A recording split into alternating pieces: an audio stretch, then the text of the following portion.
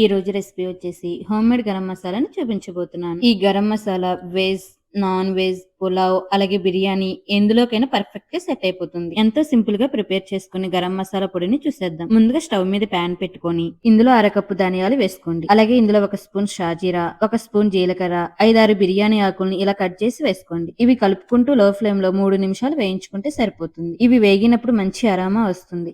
అలాగే కొంచెం కలర్ కూడా మారుతుంది. ఇలా వేగిన వెంటనే ఒక మిక్సీ జార్ లో వేసుకోండి. నెక్స్ట్ ఇదే ప్యాన్ లో 3 స్పూన్లు దాల్చిన చెక్కను వేసుకోండి. ఇలా ముక్కలుగా కట్ చేసి వేసుకోవాలి. ఇందులోనే 2 స్పూన్లు లవంగాలు, 1 స్పూన్ యాలకులు, 2 జాపత్రి, 1 టీ స్పూన్ మిరియాలు, 4 అనాస పువ్వు, అలాగే 2 నల్ల యాలకులు, మొరాటి మొగ్గ ఒకటి పెద్దది కాబట్టి ఒకటి వేస్తున్నాను. ఒకవేళ చిన్నవి అయితే 2-3 వేసుకోవచ్చు. అలాగే ఇందులో 10 ఎండుమిరపకాయలు వేసి లో ఫ్లేమ్ లో 2-3 నిమిషాలు వేయించుకోవాలి. ఇవి లైట్ గా వేయించుకుంటే సరిపోతుంది. చల్లారిన తర్వాత ఫైన్ పౌడర్ లాగా గ్రైండ్ చేసుకోండి. అంతే అండి, గరం మసాలా రెడీ అయిపోయింది.